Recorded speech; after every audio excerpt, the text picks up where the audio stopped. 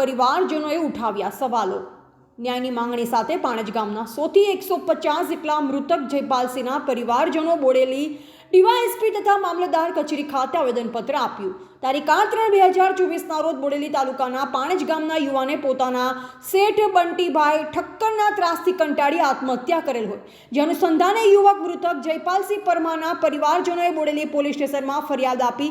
ફરિયાદને લઈ આજ દિન સુધીમાં બોડેલી પોલીસે બંટી ઠક્કરની ધરપકડ કરેલ ન હોય, જે અનુસંધાને આજરોજ પાણજ ગામના મૃતકના પરિવારજનોએ બોડેલી ડીવાયએસપી તથા બોડેલી મામલતદારને આજરોજ આવેદનપત્ર પાઠવ્યું।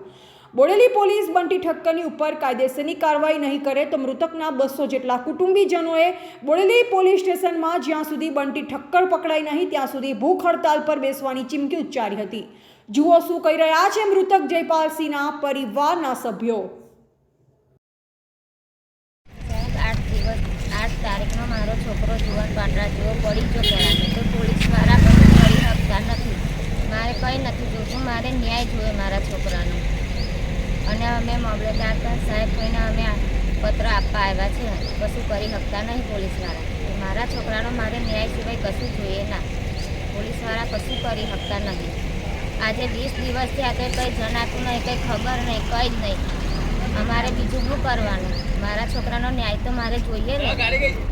મારો છોકરો કેવી રીતે મેં મોટો કર્યો ઉછેરીને તે હું જોવાનું હતા।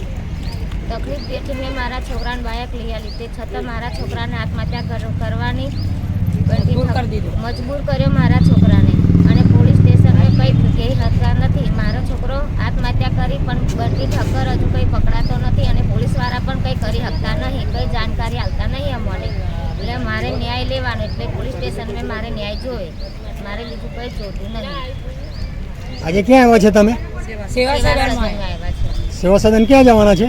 Police station. પોલીસ સ્ટેશન ને બીજે મામલતદાર સાહેબ જોડે જવાના છે ન્યાય માટે। અમે ન્યાય લેવા માટે આવ્યા, મને ન્યાય જોવે, બીજું કંઈ નથી જોતું। 8 તારીખે છોકરો અમારો પડી ગયો તો 8 તારીખે અમે કેસ નોંધાયો, તે બી ફરિયાદ અમારી કે તમે કેસ લઈને આવજો, મરેલો છોકરાનો સબૂત લઈને આવજો। અમે સબૂત લઈને આવ્યા 8 તારીખે, એટલે 9 ને 10 તારીખે અમે હજી અહીં પોલીસ સ્ટેશનમાં આવ્યા। આખી રાત લાશ લઈને બેસી રહ્યા પોલીસ સ્ટેશનમાં, ફરિયાદ નોંધાઈ। 20 દિવસ થયા તો હજુ અમારા છોકરાને ન્યાય મળ્યો નથી। અમે ન્યાય લેવા માટે આવ્યા મામલતદાર ઓફિસમાં। શું નામ તમારું? દક્ષાબેન પ્રવીણસિંહ। તમારું? ઉર્મિલાબેન બોડેલી સેવા સદન ખાતે અમે ડીવાયએસપી સાહેબ જોડે આયોજન પત્ર આપવા માટે આવ્યા છે।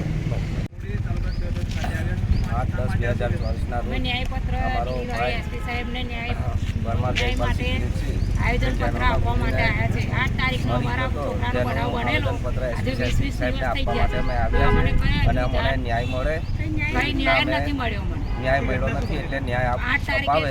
અને અમારે પેલા જે બંટી ઠક્કર છે તેમને કંઈ પણ હજી ધરપકડ કરી નથી, તો વહેલામાં વહેલી તકે ધરપકડ કરે આશાએ અમે આગળ મામલતદાર ઓફિસમાં અને એસપી ઓફિસમાં આવેદનપત્ર આપવા કેસ નોંધીશું। તો પછી અમે ત્રીજે નહીં મળે તો અમે આગળ સુધી બી જવા તૈયાર છે, ગાંધીનગર લગીન અને નહીં મળે તો પછી આગળ કેમ કે 20-25 દિવસથી હજુ બી ધરપકડ કરી નહીં, શું કારણ છે અમારે એ જાણવું છે। પહેલું તમે ધરપકડ કેમ નથી કરતા? કેમ કે બીજા કેસ હોય તો તમે તૈયારમાં ધરપકડ કરો, કેમ ધરપકડ નહીં કરતા? એની કારણે અમે આ આવેદનપત્ર આપ્યા છે એસપી સાહેબને।